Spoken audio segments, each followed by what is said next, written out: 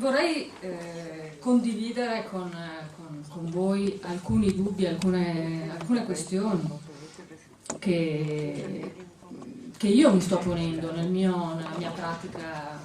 Io faccio l'urbanista di mestiere e sono questioni che appunto mi sto ponendo, e quindi contribuire attraverso il porvi queste questioni, insomma, contribuire a stimolare il dibattito.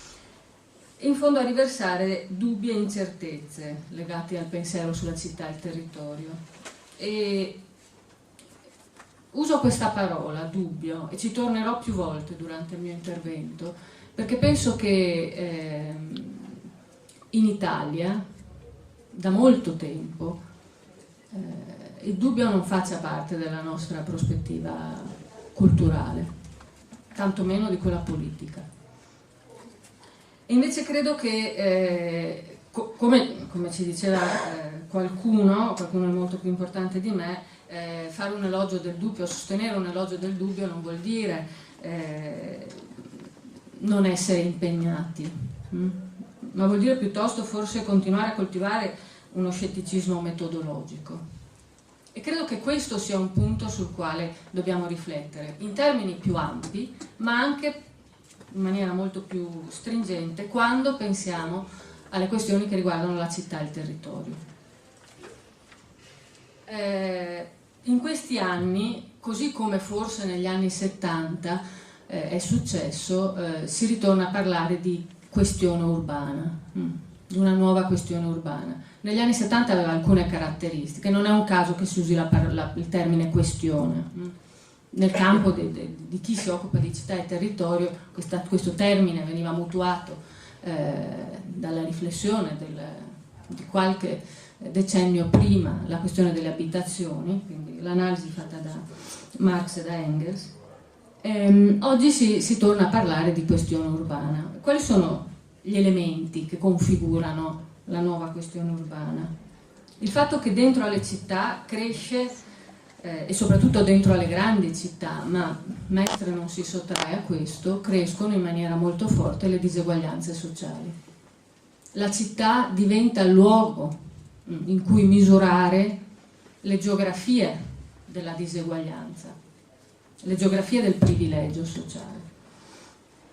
Una seconda questione riguarda il fatto che la nostra città, il nostro territorio, in termini più generali, sono caratterizzati dalla presenza di problemi sempre più gravi rispetto all'ambiente e al fatto che ci si pone in una prospettiva critica, positiva, di fronte ai vincoli che alcuni grandi protocolli, come il protocollo di Kyoto o l'ultima grande riunione fatta a Copenaghen lo scorso anno, ci pone, e quindi assumiamo criticamente queste questioni, oppure l'aggravarsi delle questioni ambientali può anche rischiare di sommergerci anche fisicamente. Terza e ultima questione, ovviamente sono tre grandi questioni che elenco, riassumono molti altri temi, molti altri li lascio fuori, però forse queste sono quelle più significative, più rilevanti. Il fatto che la grave crisi finanziaria che ha investito tutto il mondo occidentale e asiatico è caduta come un macigno sulla città e il territorio. Per varie ragioni, ma la possiamo osservare. Ha assunto una dimensione fisica evidente. Allora, fare questa affermazione, dire che queste sono le questioni di cui ci dovremmo occupare e di cui, badate bene, non sono questioni alte che poi non hanno delle ricadute molto molto pregnanti. Il PAT si deve forse occupare anche di questo poi, no? Dire che queste sono le questioni ci può portare a individuare alcuni principi che allora chi si occupa di città e di territorio dovrebbe rispettare. Principi fondamentali: consumo zero di suolo, invarianza idraulica, garanzia della biodiversità, garantire delle città è un territorio resiliente, capace di... questo termine, resilienza, viene sempre più usato per parlare di sostenibilità e per dire la città e il territorio deve essere in grado di sopportare gli stress, senza cambiare di stato successivamente. Quindi bisogna costruirgli una condizione più forte. Questi che appunto posso, in una stagione in cui fare gli elenchi è diventato molto di moda, potrei costruire un elenco in cui infilare uno dopo l'altro questi temi e dire che è di questo che ci si deve occupare oggi. E costruire una nuova teoria generale sulla città e il territorio che fa di questi temi i temi principali.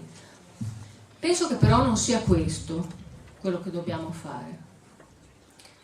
Perché ciascuno di questi temi, se ci entro dentro, anche poco, posso mostrarvi tutte le contraddizioni che sono insite in ciascuno di questi temi.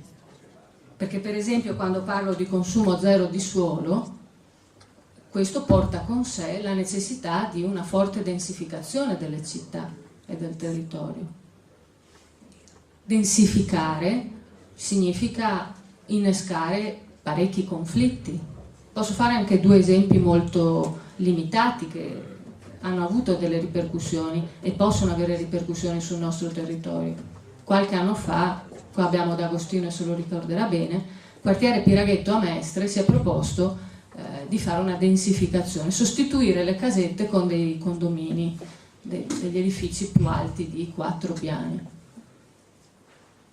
Quando uno dice sì, sono contro il consumo di suolo, deve essere consapevole che ciò che può succedere è quest'altra cosa.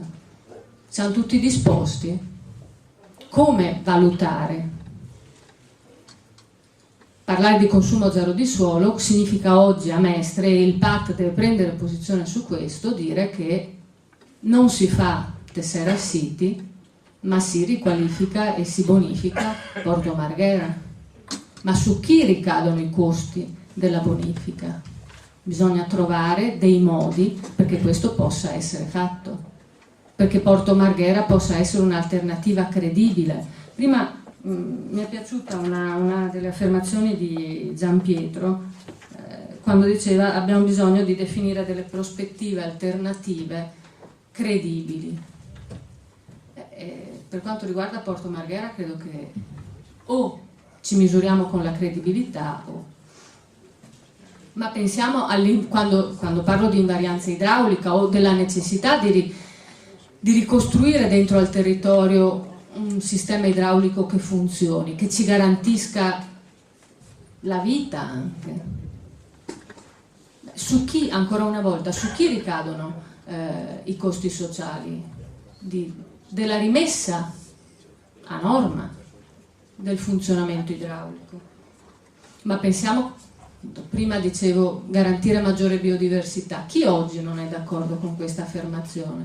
Però molte analisi recenti, per esempio, ci raccontano che lo sprawl di casette che è avvenuto fuori di Mestre, dal punto di vista della biodiversità, è migliore di una città densa, perché la dispersione insediativa aumenta quelli che vengono definiti gli ecotoni, ed è negli ecotoni che la biodiversità si sviluppa.